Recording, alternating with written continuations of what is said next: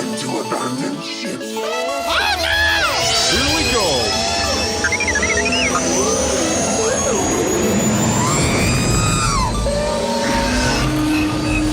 Can I persuade you to join us for a drink? It's a tradition. Here. Jar Jar, homie, my main man, quickly. Before the Separatists attack, get into the escape pod. Hey! This is escape, then we're the pod.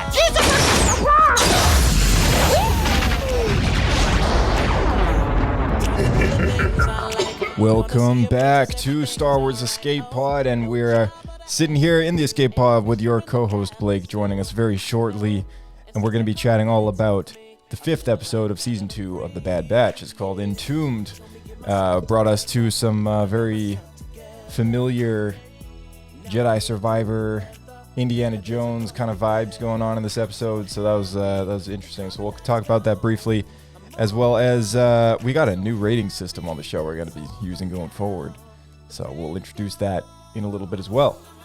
An article about Omega, her connection to the Bad Batch. Star Wars Celebration 2023 is right around the corner. We're going to be chatting about the new announced guests that are going to be showing up there, and a little bit more. Let's get into it.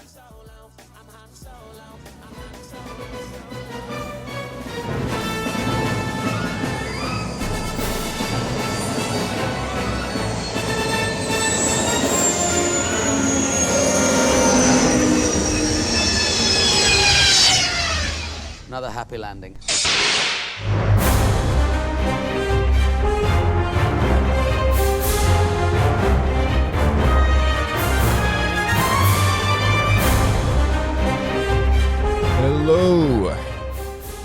Hello. Hey man, Chut, what's chut. going on? Chut, chut. That's right. Chut, chut, Watto. Chut, Blake. Here we are again. Just the two of us this week. And yeah, I mean, first off, before we kick things off here, I mean, welcome to Star Wars Escape Pod. Anyone new tuning into the show, I feel like we don't do this enough. But if you're joining us on Podbean or Apple Podcasts, Google, Spotify, iHeartRadio, wherever you are, maybe you're tuning in on our new YouTube channel, right? We got a new YouTube channel floating around the internet, so make sure you go check it out and subscribe. Yeah. Now with up-to-date videos. Yeah, that's right. Yeah, on a weekly basis. So the day after we drop a podcast on audio platforms, you can check out YouTube on our channel 1 p.m. PST, and you'll find a premiering episode happening between 1 and 3 o'clock p.m. So that's a fairly new thing. Hopefully we can keep that trajectory going for as long as possible. I know last week we were one day off, but it happens. So it's no worries. Just stay up to date though with our Twitter at SW Escape Podcast to get those daily updates, just in case an episode's dropping late. So yeah, thank you all for tuning in, for subscribing. And, we do love to chat Star Wars every week. And, it makes us really happy. Heck that people yeah, listen. we do. Yeah. Can you believe people listen to us every week? It blows my mind every week, and yet we're still doing this. Yeah. And this week we have a new episode of The Bad Batch, Season 2, Episode 5. It's called Entombed. So I'll just read the description real quick here, and we can talk about it very briefly here. So, while searching a junkyard for useful salvage, Omega and Wrecker find an ancient compass containing a set of coordinates toward the uncharted Kaldar trinary that carry the promise of treasure. Fee, Genoa, and, or is it Genoa? I forget, and Omega persuade the Bad Batch to set out for the system where the compass leads them to Skara Nal, the resting place of a legendary crystal, the heart of the mountain. We're getting some Hobbit Lord vibes. of the Rings. Yeah. They find the stone, but upon removing it, Skara Nal is revealed as an ancient doomsday mech, which begins running amok. And the Bad Batch and Fee manage to return the crystal, which deactivates and destroys the machine, and that seems to conclude the plot of the episode. So, what do you think about this one? Just like initial thoughts, I enjoyed it quite a bit. I'm not sure if that was supposed to be an homage to Lord of the Rings or to The Hobbit. I feel like it had to have been, right? Like it's the exact same name. Is that even an homage at that point? Or are you just like stealing ideas? Yeah, I was like, I mean, I don't know. Like, the Heart of the Mountain is pretty direct to me. I mean, I know Dave Filoni just absolutely loves Lord of the Rings and just the Middle Earth world. So I don't know. I mean, maybe it is a callback, right?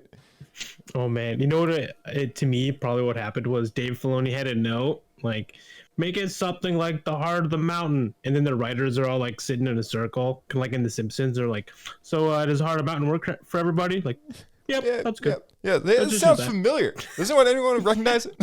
Nah. I think Dave said it once. He must want it in the show. Yeah. Yeah, man. I was like, we gotta like put this on now.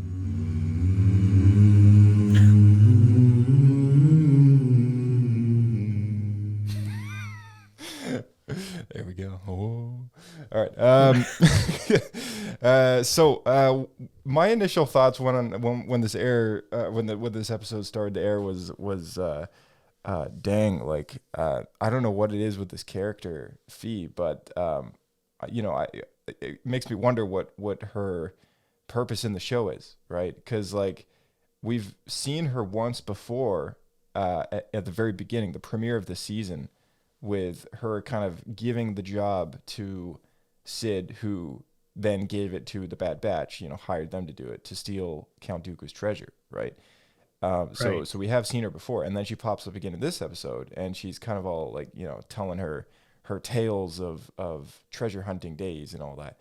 And, Hunter's like, oh, yeah, check this out. Like, get a load of that kind of thing. Like, who believes anything she's saying? The story changes every time, whatever. Yeah.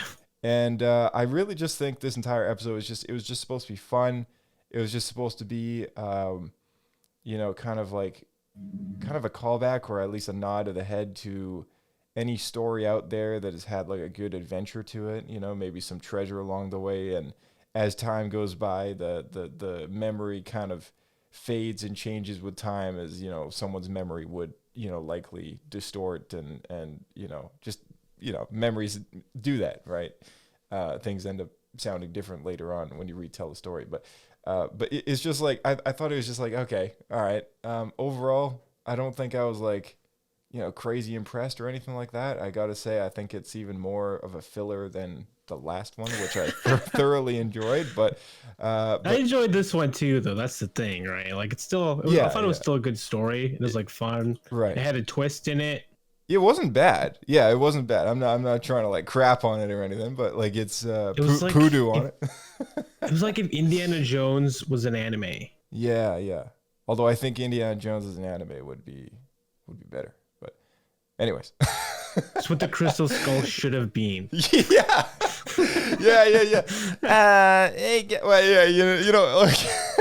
It's like Dave Filoni, he just like called them up and he's like, hey guys, can you make Indiana Jones in the 4, but just make it better?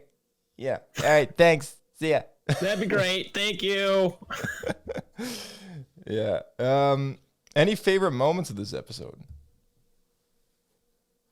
See, I wrote down some notes here. See if there's anything in here. I think I actually just really enjoyed Wanda Sykes' character. I thought she was like, she felt very not Star Wars, which is kind of weird. But right, to me, she was like if Lando and Indiana Jones were one character. Yeah, and it does make me wonder, like, kind of like, what's the deal with her character? Like I was just saying, like I forgot to conclude that thought, but it just makes me wonder, like, characters like this that kind of start off very mysterious in the way that it's like, okay, what's their overall purpose in the show? Sometimes it ends up paying off to a really, really good or really kind of well planned out story of some kind. So I'm intrigued, because she's quite the actress to kind of bring onto the show, right? So Wanda is been in tons of live action stuff and instantly recognizable. The moment you hear her talk, like it's like, oh, I know who that is. She has she has a very unique voice. You could pick her out immediately. Yeah, totally. I'll jump in here with my favorite. Did you like moment. the twist?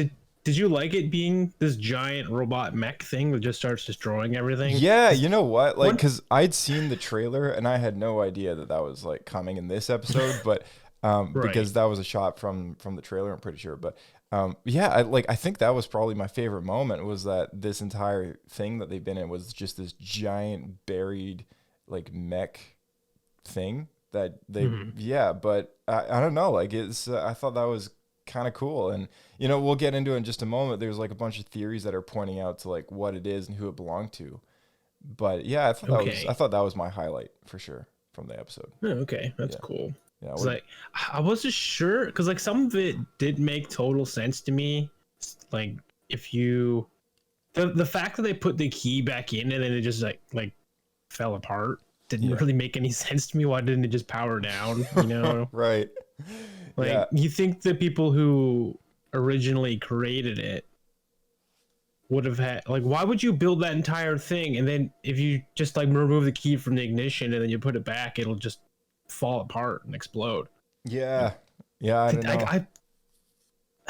I was trying to think of why, like if I were to build that machine, why would I do that? Maybe the laser was, well, maybe it kind of backfired, like when they put the crystal in and the laser was still charging up. Maybe it kind of was the wrong moment to put it back in, right?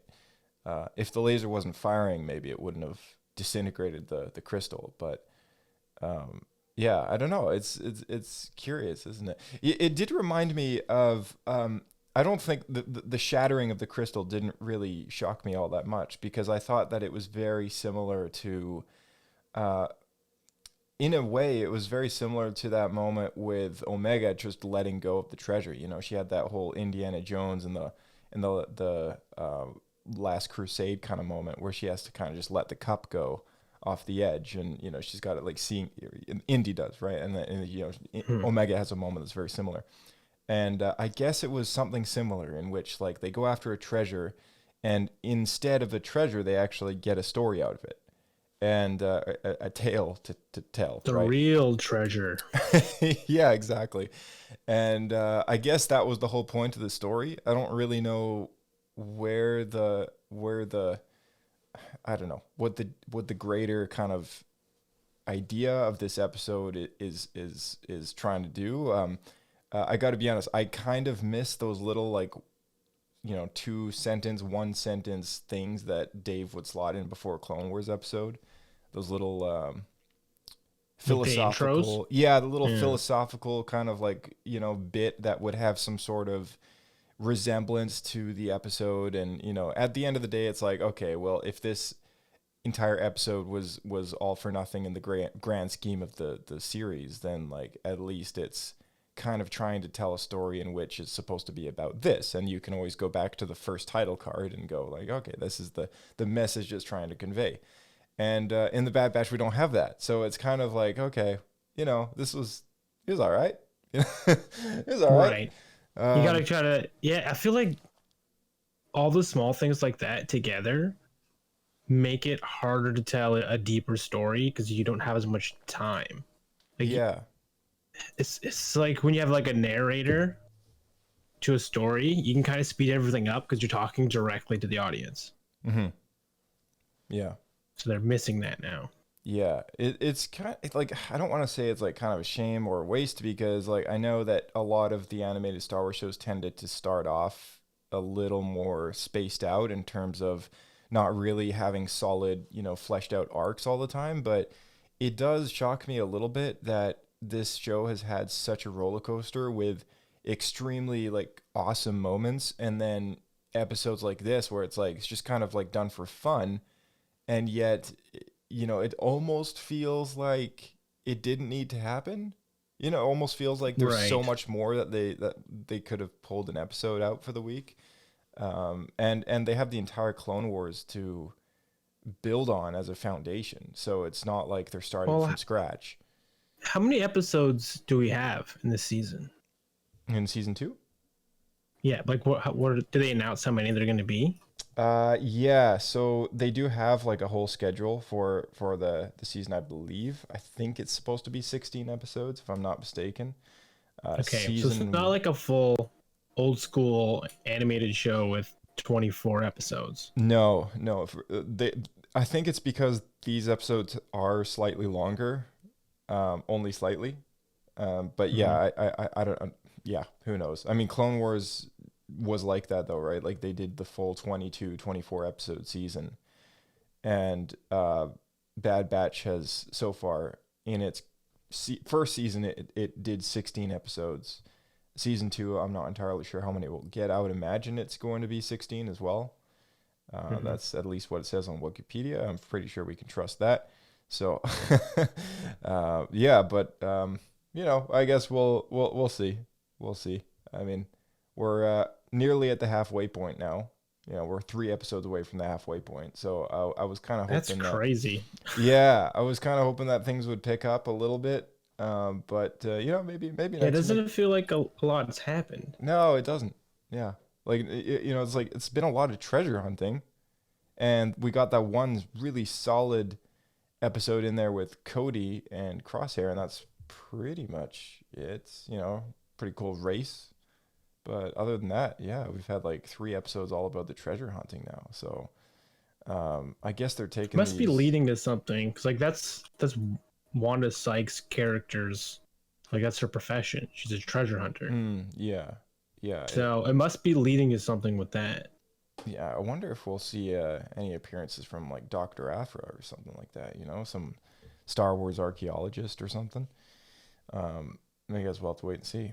But yeah. Oh yeah, I didn't even think about that. Yeah. She would be young, right? Because she's she seems to be a young adult. She'd be a kid, yeah. She'd be a young kid in this time frame, yeah. Maybe no younger than Omega or something like that. So, but yeah, that would be an interesting little cameo. Oh no! If they cross paths, trying to get a treasure, and then Dr. Aphra and her dad shows up, and it's like, oh shoot, we're trying to beat them to the treasure or whatever, right? Like that'd be kind of cool. There'd be some twist. Yeah. And her dad will be Admiral Yularen. I don't think that was in the comics. Nope, that's new. Yeah. Yeah. So anything we didn't like about this episode? What did you not like about this episode? Well, I guess the thing that I already brought up, which was that I felt like the key didn't make any sense. Other than that, I thought it was fun. It was kind of cheesy. Mm-hmm. Like, I would like to know more. Like we're told that this whole thing was put together by these pirates. I don't know if the idea is like Wanda Sykes' character just made that up, or if that's supposed to be these ancient pirates created this booby trap for the treasure. But the whole treasure thing doesn't really make any sense in this circumstance. No. So it's actually just a giant robot. Is it a booby trap? Is it a war machine? Like what's going on? Right. Like, That's a great question to bring up. And, I got to say, so I'll just get my answer out of the way for this question is probably just the fact that it's like a pretty filler episode. Like, I think that's what I don't like about almost any episode that tends to go Yeah. by, that is like more filler than anything else. Yeah. So, yeah, the big question is like, what do we think about the possible connection to the Zeffo? So, if anyone here listening has played Jedi Fallen Order, you will know that along Cal Kestis's journey, he comes in contact with remnants and ruins of an ancient civilization, sentient species native to the planet Zeffo, who many could also wield the Force, which they referred to as the life wind. And they left a lot of things behind, and they're extinct. They're long extinct. So in the canon, they have been, I think they have been referred to as the Ancients. And maybe it's just, I know there in the EU, there's multiple, there's like 2 or 3 different things in which a species was referred to as the Ancients, also kind of long extinct. But in the canon so far, the Zeffo is kind of the one thing that has been established to have been a civilization that recognized the Force that were before the Jedi did, right? So if we're going with the idea that this machine is in fact built by an ancient, long gone civilization, there's real good evidence, real solid evidence that could point to the fact that this thing was built by the Zeffo. And if you look up a picture of what the Zeffo look like, their head shapes and everything like that are all very reminiscent to the way that this thing looked. Yeah, that's a good point. Yeah, so like I'm down to believe that this is Zeffo territory we're dealing with. Okay. Yeah, I mean, like in the related subject matter in the game, you fight tomb guardians and everything like that, which were robotic kind of soldiers that shot blue plasma lasers out of their chest, very similar to this giant horse thing that we saw. They were also had kind of very, what do you even call that shape for their head? Like very, with the wings kind of spanning. Dome-like? Yeah, like very, very like, wide top heads and kind of curving inwards a little bit, like T-shaped, I guess. So the Tomb Guardian, that's a big one as well. Yeah, you know what? I'm looking at the Tomb Guardian here, and the head and face look very similar to the giant. It's the laser that gets me. Thing. It's the blue laser that gets me because like the effect and the look of it is almost the same, and you'd think that it's nearly the same kind of technology as well. So I'm down to kind of just accept that this thing is just Zeffo, and like knowing some of the things that they've done in the canon so far, maybe we'll never get any solid evidence that it was Zeffo technology, but I'd like to think it is. You get a Hey Dave, is it Zeffo? Yeah. Well, everyone's got their theory, and I like to keep it that way. Keeps the options open. Yeah, exactly. Yeah. I don't know. It's like could be Zeffo stuff, but there's an interesting recording about the Zeffo. So again, Jedi Fallen Order. By the way, Jedi Survivor, the sequel to that game, is just around the corner. So maybe we'll get a bit more about the Zeffo in the coming weeks. But there's a really good quote which I totally forgot about because it's been quite a long time since I played the game. But it's right at the top of the Zeffo species Wikipedia page, and I thought it was such a great quote about the Zeffo and why they're extinct, and it has such a big parallel to the Jedi themselves.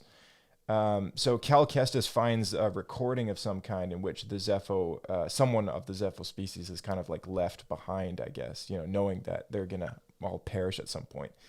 And they say this: I offer this recording of our civilization to those who will follow. Despite our wisdom and technological achievement, we face extinction. Dogma blinded us to the path of balance, and gradually we allowed our pride to corrupt us. The greater control we sought, the further we fell into ruin.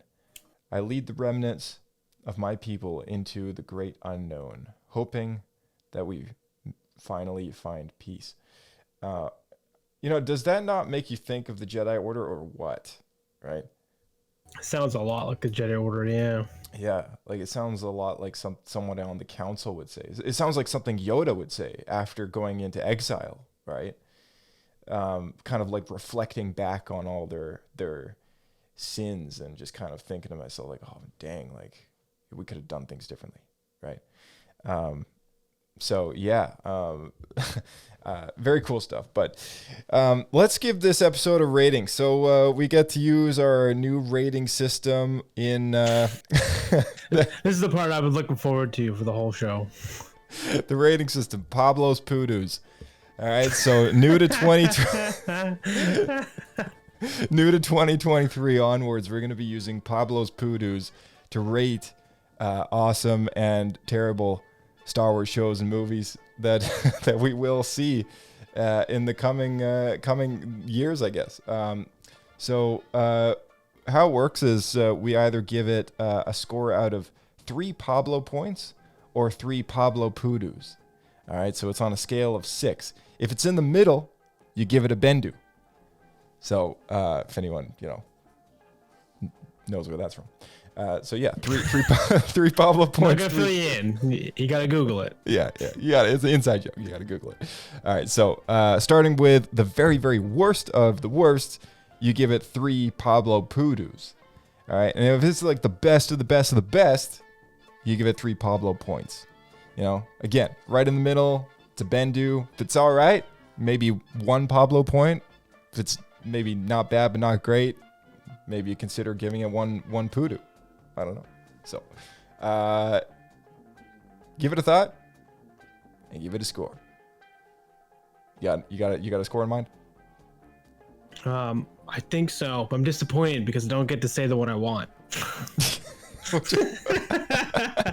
I just want to say Pablo Poodoo, but I actually thought it was kind of decent. So I can't do that. I'd give it 1 Pablo point. 1 Pablo point. All right. You know, that's, I think so. That's yeah, actually the yeah. territory I was into. I was in one Pablo point. I don't think it was spectacular. If I was to go back a week and score last week's episode faster, I would actually have given that 2 Pablo points. Again, it's not perfect. It's not perfect, and it's not part of this insane story arc. But for a filler episode, I thought it was really good.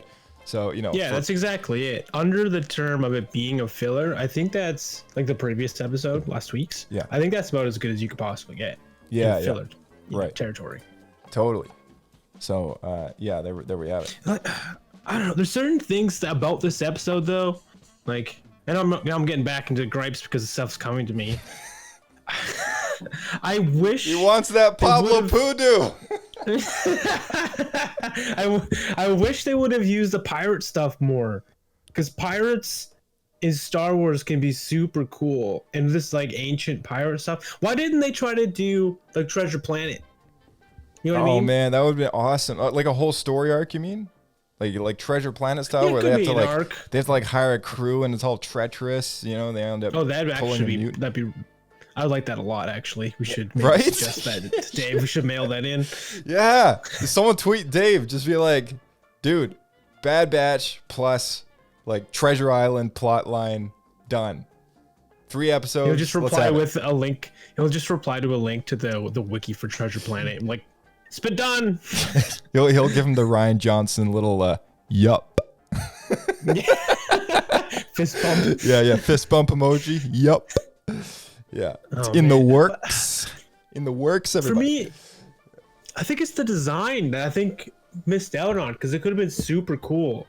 Like the alien pirate swashbuckling sci-fi thing to me is super cool, and I wish they would have went into that a bit more. Like, just like, where are the ancient pirate skeletons? Is this, you know what I mean? Stuff like that, like, all tied all together. There should have been, where was the captain on the captain's chair? Like the dead skeleton of the old captain, right? Right. I know what you're talking Maybe about. it's so old there's nothing left, but just cool. do it because it's cool. Yeah, it's cool You know? stuff. Yeah, it's cool stuff, right? Like if you want to do a treasure storyline, you know, commit to it. Let's get an arc out of this, you know. But I gotta say, like bringing in Zeffo stuff, like if it is Zeffo, like that is pretty sweet. Honestly, if it didn't have the mech thing, I gotta be honest, I might even have to give it a Bendu, like one step lower, wow. just because I'm like, I don't know, Yeah. it's like then it's just I'm slightly kinda in the less same interesting, area. right? Yeah. Yeah, I'm more likely to go lower than I am to go higher from where it is now. Right. Yeah. No. Totally. Like, just, was there anything in this episode other than Wanda Sykes saying that it had to do with pirates that would tell you in the episode that this was a pirate treasure? I mean, I know she said something about the pirates were all, like, that community of people had all been talking about this thing for you know, hundreds if not thousands of years, right? Okay. What I don't understand is, like, why it's such a prized treasure, in the sense that it's actually just this key that turns on this big mech thing that can just destroy the planet, right? Like, it's like, okay, what's so? I mean, I get that it's, Josh. Yeah, I get that it's old and special, but like, I mean, like, I don't know, like, I guess I was just a little kind of surprised. It's like, oh, that's it? You know? Yeah. Like that's all it is? Just like the key to this car? That's it.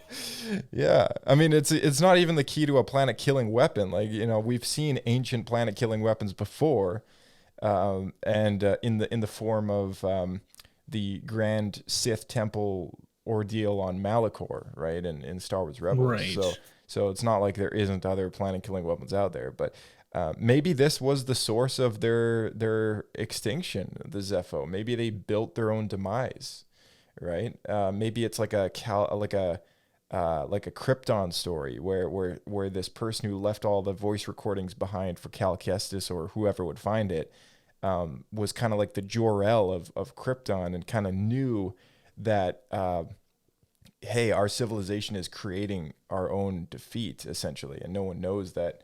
You know, it's like a Westworld story, right? Like the AI takes over and you know, it's like decides to do what it thinks it's right in itself, and it's kind of its own entity, and now there's no going back, right? There's no escape. So yeah, I thought, you know, it's like the more I think about it, I'm like, okay, yeah, it is kind of cool. But again, like none of this is confirmed. It's just all in my head. So it's like, it's all headcanon. Yeah, it's all headcanon. It's like, you know, I just want to live up there in headcanon space sometimes. But yeah, I do hope like this storyline pays off at some point in the future. You know, because it's lore expanding, right? And I think that's what we really love Star Wars for, is it's lore expanding. And when we sit down and watch a filler episode, I think the only reason why, you know, people like us complain or have reason to give it something like only one Pablo point or even perhaps a Bendu or a Pablo Pudu is the fact that it's not enriching the Star Wars lore, right? Like every week when I sit down to watch this show, I am hoping that I not only just see a good story unfold on screen, but I'm hoping to learn something new about this galaxy that lives and breathes in the form of many stories, right?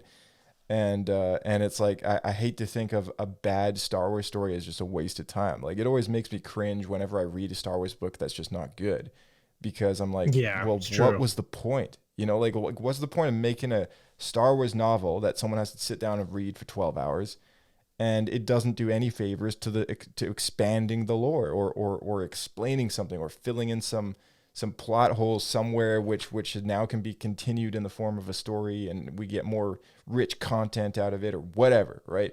Like it just kind of bothers me when I see that, because it's almost like, you know, what's the point, right? If I want to read a good story about this kind of essential basic plot line, there's other franchises that could do it better, and there's other storylines that can do it better. So what really gives me hope about this episode is that this is in fact Zeffo technology that is taking a note out of Jedi Fallen Order and saying something like, hey, this is good stuff.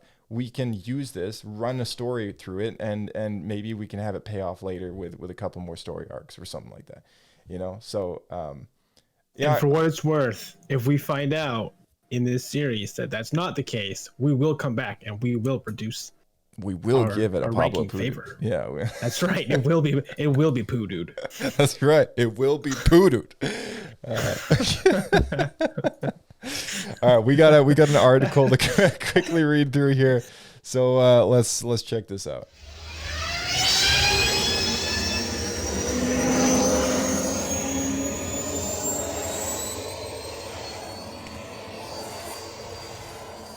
All right, so how Omega's journey connects with the Bad Batch and viewers. This is an article that showed up on StarWars.com/news, written by Paige Lyman, and you know, this subject kind of came up at one point when we were talking about Omega's character and her relationship with Hunter and basically Clone Force 99 being her family at this point. So, you know, there's just like the headline in itself kind of caught my attention, and, you know, kind of brings us back to that. So, I don't know, do you want me to read through this kind of section at a time, and we can just pipe up whenever you got something to... Yeah, let's do it. Sweet. All right. So Star Wars The Bad Batch brought back Clone Force 99, an elite group of clone troopers who were genetically modified to have unique set of skills. The first season put us right into the very early days of the Empire, and the immediate galactic changes occurring alongside the members of the Bad Batch in Hunter, Wrecker, Tech, Crosshair, and Echo. But one unexpected addition to the group was Omega, a young clone who served as a medical assistant on Kamino. From her first introduction to the Bad Batch, Omega is set apart from the other clones in a number of ways, all of which help her truly unique addition to the Star Wars galaxy. Upon her first meeting with the group, Omega's difference in appearance brings an immediate connection with Clone Force 99, as none of them fit in with the rest of the clone army. But the connection that Omega forms with the group, especially with Hunter, extends beyond superficial differences with other clones. Their bond eventually blossoms into a found family, especially after the Bad Batch return to Kamino to rescue her following a mission to Onderon. Omega's greatest gift may be the heart that she brings to the team.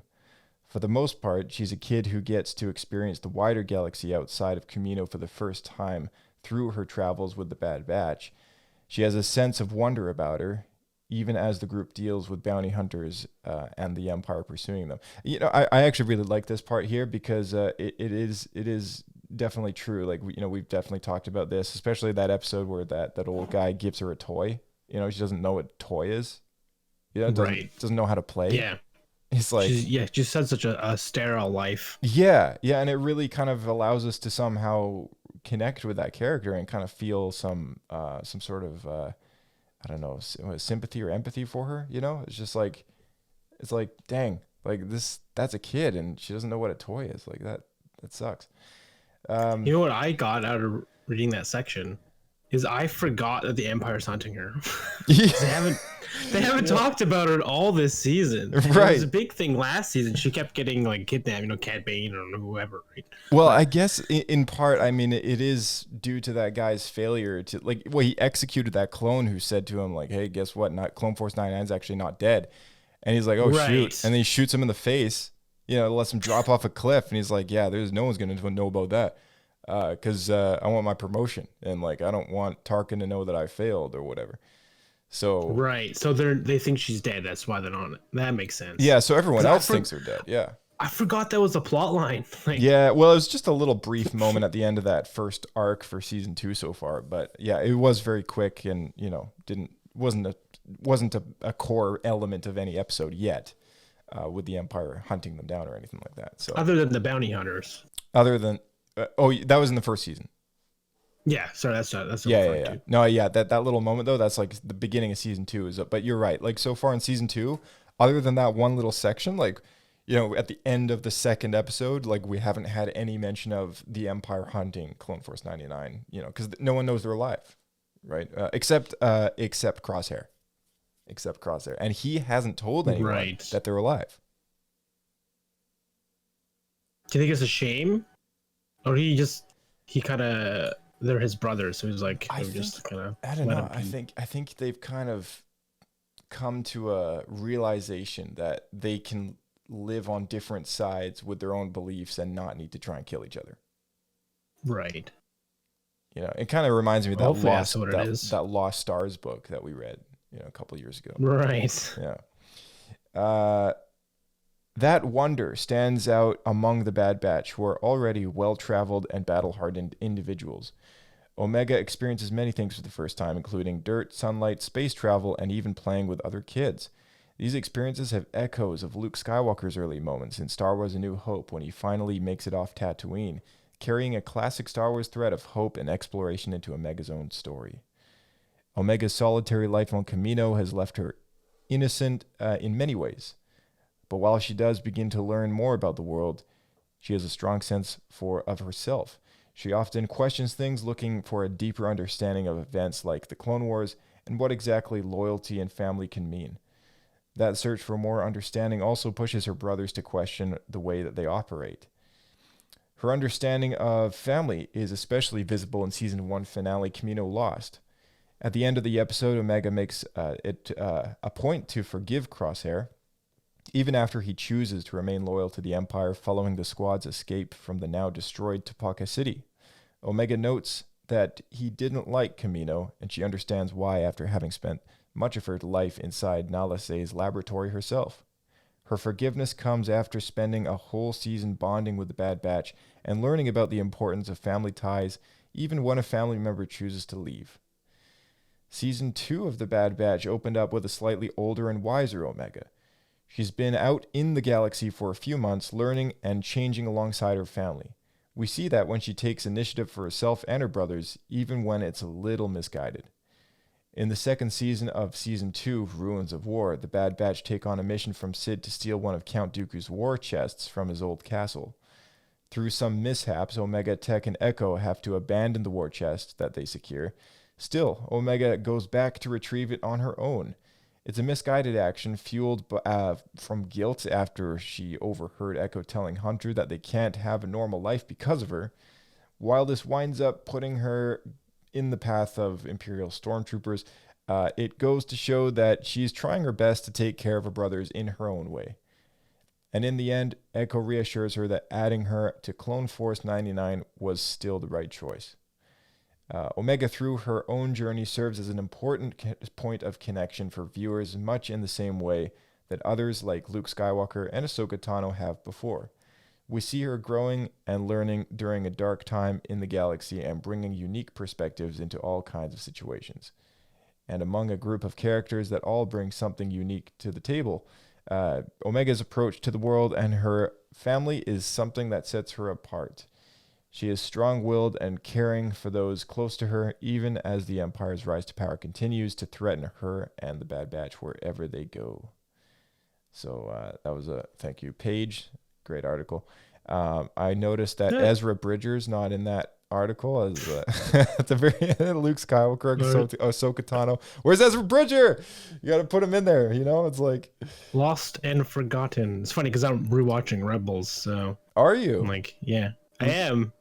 Sort of. I'm like kind of watching it while I'm like busy working on my own stuff. You know, we so gotta do half Rebels, paying attention, but yeah, we gotta do Rebels talk after show before you know, we get too late, right? But you know, because I feel like Rebels is going to be more relevant down the road as more and more live action shows come out. So that's a good point. Yeah, I feel like we should do that. You know, maybe when Bad Batch is over, we'll kind of kickstart it up and talk about 5 episodes at a time or something like that. So this has been on the list of things. Piecemeal it. Yeah, totally. Yeah, it's been on the list of things to do for a while, and it's just, you know, I know Diego, who did Clone Wars talk, he had he didn't really connect with Rebels as much, and so we did start doing it. We did one, and then he kind of like, and then he got busy, and then it just never happened. So I think you know, if we kind of just strap ourselves down and just kind of binge through it, you know.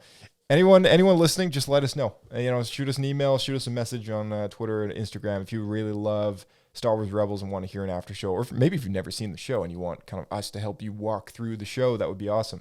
Unlike Clone Wars, the viewing order is pretty, you know, just in release order, thankfully, so it's an easy one to binge instead of flipping it's a little more straightforward. Yeah, Clone Wars is crazy, you know, just jumping seasons back and forth. And you never know, if we're going through it, maybe we'll come across stuff that relates to like Clone Wars or a lot of the bigger scheme stuff, because some stuff I think, I can't remember specifically now, but I recall watching it the other day. I'm like, oh, that's that thing. And then because they reused it, right, in some of the later live action stuff. Right. Which I didn't realize. I wish I could be more specific, but I can't remember what it was. Just that happened. It'll come to mind, I guess, you know, when we go through it. But well, let's definitely do that. Let's definitely go through Star Wars Rebels and do an after show at some point. All right, yeah. Well, that's the end of that article. We have, I think, one more subject on the roster, and that happens to be Star Wars Celebration. All right, Star Wars Celebration Europe 2023 happening April 7th to April 10th. And as of today, more guests have been announced to make their appearance at Star Wars Celebration, doing both photo ops, interviews, on-stage panels, and signing autographs, which you'll pay a pretty penny for. But, you know, if it's worth it, then cool. So let's go down the list here. Anthony Daniels, C-3PO. Ashley Eckstein, the voice of Ahsoka Tano. D. Bradley Baker. You'll know him as every single clone trooper in every single animated show. You get that guy's autograph. You got like 50 characters. Yeah. He should charge 10 times as much. Yeah. Dennis. Move over, Hayden Christensen. Yeah. Dennis Lawson, who played Wedge Antilles, will be there. So that's pretty cool. That's cool because he was there when we went to Celebration, and I recall then it was a big deal because he had never been. Yeah, he'd never been to Celebration before, even though he's from the original Star Wars movie. Right. Yeah, and it was the same with Hayden back then. That was his first convention as well. Oh wow, that's even crazier. Yeah. Well, I think first in a while, I believe. I think he may have been to one like during Attack of the Clones press or something like that, but Giancarlo Esposito, who plays Moff Gideon in The Mandalorian, he will be there, as well as Hayden Christensen, who needs no introduction. Indira Varma. Okay, so if my memory serves correctly, she played a character in Obi-Wan Kenobi. Am I right? I'm not entirely sure, to be honest. I believe she did. I think she was the same actress who was in Game of Thrones. Yes, she did. She was in Obi-Wan Kenobi. I'm totally blanking on her character name from Tala. Thank you. Okay. Yeah, there it is. Tala. She played Tala in Obi-Wan Kenobi, so she will be there. James Arnold Taylor, the voice of Obi-Wan Kenobi in the animated Star Wars series, will be there, as well as Katie Sackhoff, who plays Bo-Katan both in live action and in animated form. Mads Mikkelsen, the one and only actor you just hired for anyone you want to recast. And he will be there for I assume his character in Rogue One, Galen That makes the Erso. most sense. Yeah. Matt Lanter, voice of Anakin Skywalker, will be there as well. And actually, we have a little message from him. This is Anakin Skywalker calling in, and you're tuning into the best podcast in the galaxy, Star Wars Escape Pod. Thanks, Matt. And Vivian Lyra Blair, who played young Princess Leia in Obi-Wan Kenobi, will be at Star Wars Celebration as well. I believe I got all the names that are currently on the list, and it is also very possible that more names will be announced in the coming weeks.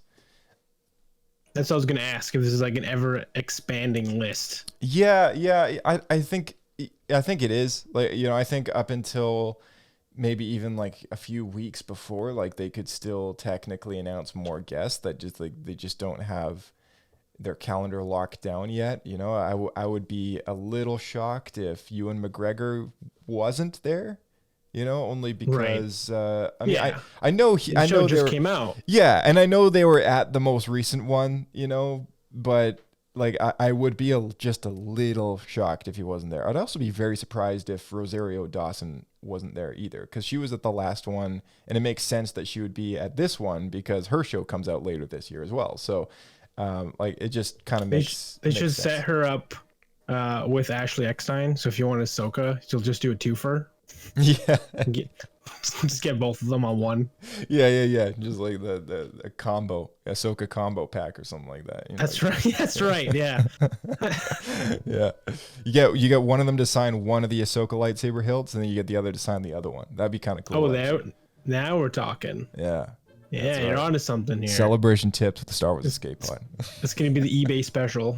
Yeah, that's right. To go along with Star Wars Celebration, I mean, we're still looking to reserve the weekend to hang out and chat Star Wars in the Discord and do a live podcast recording. Just kind of watching, maybe watching the live stuff, happen in the audio channel, and then later on we'll do an open caller kind of thing, see people dropped in, right? I think you suggested something like that a couple weeks ago. Yeah, I thought that'd be cool if we had people just drop in, chat some Celebration with us. Yeah, we'll definitely figure something out, and we'll be announcing news in I guess the coming weeks, because April's not too far away, but it's far enough away that we got time to plan something cool.